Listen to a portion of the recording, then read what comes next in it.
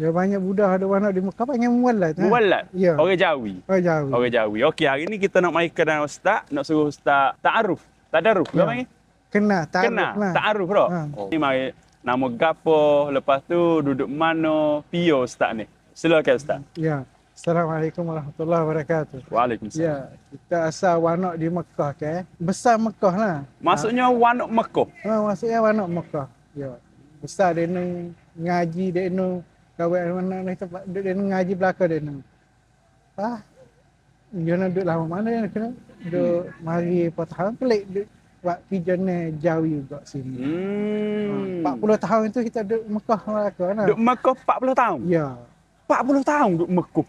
Tu duduk boleh kata kecek bahasa Melayu ni. Mak kita dengan ayah kita duduk sekali juga. Pas kawan anak kita jadi Melayu kurang. Ya duduk boleh dia ni boleh kecek Arab haja ya.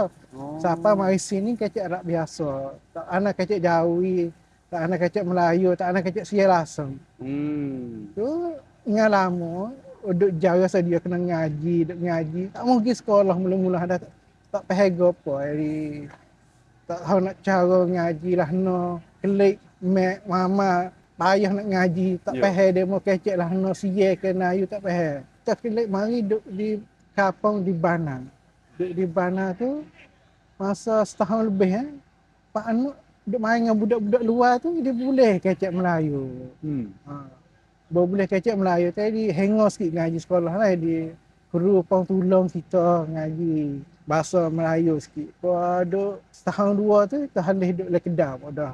Hari Kedah malah nak ke Kedah nak buat jual, nak tahu aja kita duduk sini saja tak boleh juga nak cara kawan benar kita ahli kita lah.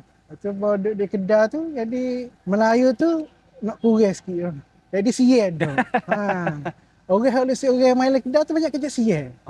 Jadi anak sini jadi duduk dapat semua. Dengar banyak dengar tu boleh sia. Boleh kacak sia pula tu. Supaya dia boleh 3 bahasa mula-mula tu. Alhamdulillah.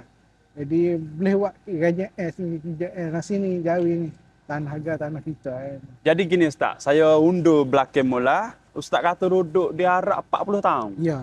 Lepas tu duduk dengan ayah dengan mak. Ayah. Maksudnya ayah dengan mak tu duduk di Arab dah.